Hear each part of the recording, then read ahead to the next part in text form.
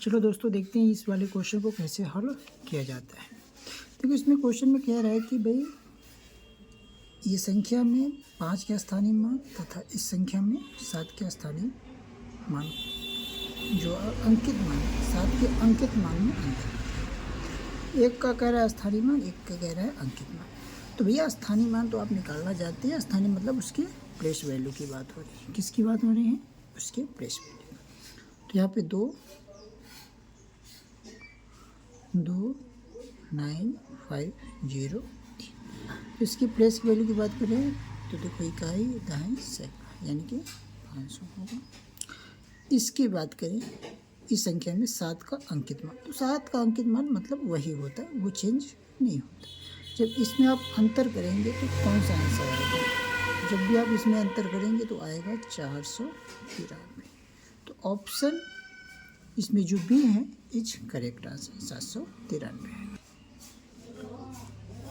है। इसमें देखिए क्वेश्चन में क्या कह रहा है। कह रहा है कि अगर ये संख्या है बराबर 28 इकाई 28,000 और ये मतलब डैश है दहाई, तब रिक्त स्थान पे क्या आ सकता है? इस टाइप के क्वेश्चन को हल करने का सिंपल सा तरीका ऐसे समझो कि भैया इसको करना है इस तरीके से। तो इस टाइप के क्वेश्चन को आप कैसे हल करोगे? तो भैया इस टाइप के क्वेश्चन को हल करने का सिंपल सा तरीका है कि आप इसको देखो इस तरीके से लिखो, फिर 28 इकाई मतलब 1, 28,000 का मतलब 28,000 प्लस ये दहाई क्या है तो आप मान लीजिए x 10 का गुणा करेंगे दहाई हो जाएगा। तो अब इसी का वैल्यू पूछ रहा है, यानी कि ये जो डैश है इसमें क्या आना चाहिए। तो भैया इसका सिंपल सा तरीका आप समझो यहाँ पे कि ये 28 है, ये 28 है, ये 30,028 है। तो अब यहाँ पे आप देखोगे जब इसमें गुणा करोगे इसमें गुणा करोगे तो ये 30,028 आएगा और ये 28,000 को आप जोड़ोगे तो ये आएगा। तो जैसे ही आप यहाँ गुणा करोगे तो 10x आ जाएगा। तो जब आप इसमें से इसको घटाओगे, देखो इसको इधर लेके जाओगे 30,028 28,028 घटाएंगे तो जब आप इसमें घटाओगे 0,0,0 ये 2 आएगा, 10x आएगा और जैसे 10x इसमें से हम इसको क्या कर देंगे काट देंगे तो आ जाएगा 200। तो x की वैल्यू क्या आ गई हमारी 200।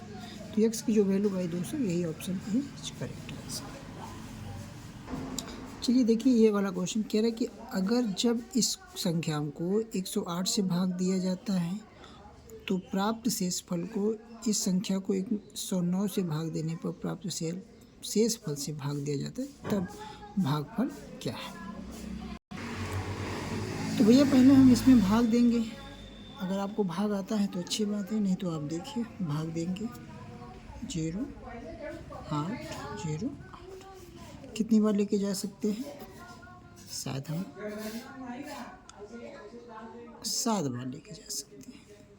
7 8 56, 7 1 7 भाग देंगे, घटाएंगे 2 आएगा, 10 में से 5 जाएगा, 5 आएगा, 7 में से 7 गया कुछ नहीं। फिर यहाँ पे देखिए आप ये 52 अब एक 0 उतार सकते हैं तो 8 चौक 32 हो जाएगा, यानी कि 4 1 का 4, 5 बार ले जाएंगे तो नहीं जाएगा, 4 बार लेके जाएंगे, 8 चौक 32, 4 1 का 4, 10 में से 2 गया 8।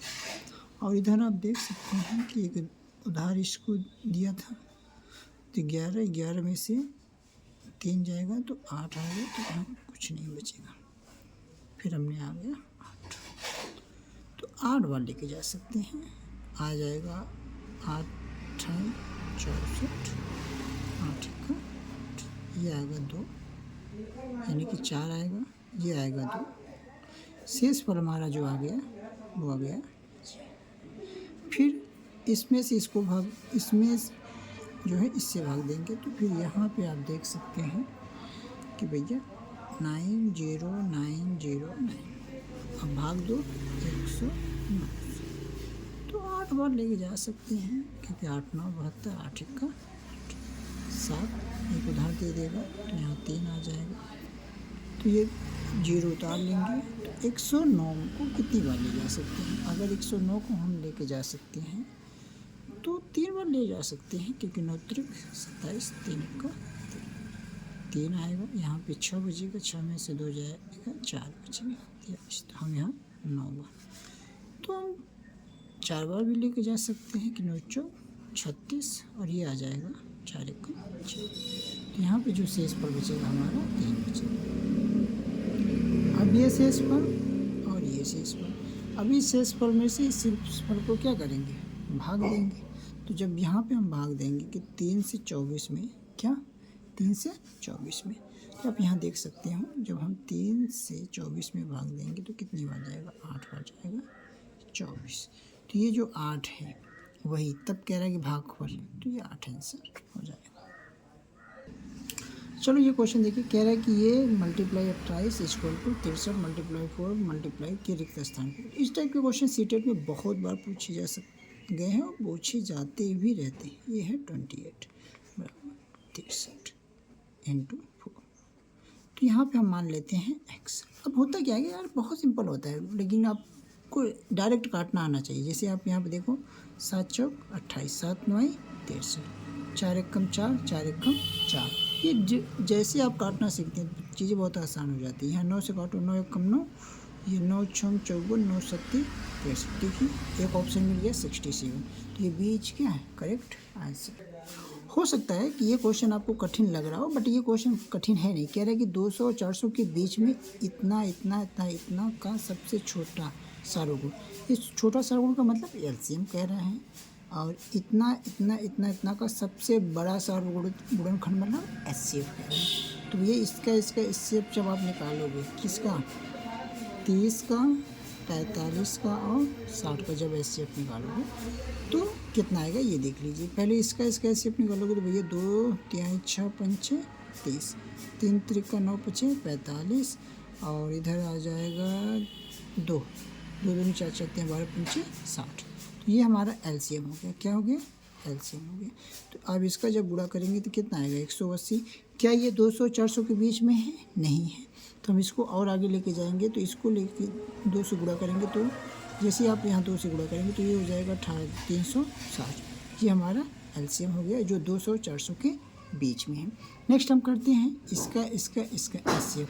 आप 15 24 और 45, इसका जब आप एचसीएफ निकालेंगे तो क्या आ सकता है? तो इसका एचसीएफ निकालेंगे तो आएगा 3 कॉमन हो रहा है, और क्या? हाँ 3 कॉमन है। तो 3 से जब आप इसमें क्या करोगे? भाग दोगे तो कितना आएगा? तो भैया भाग दो।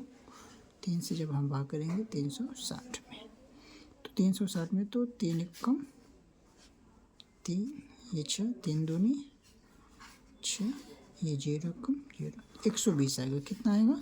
120।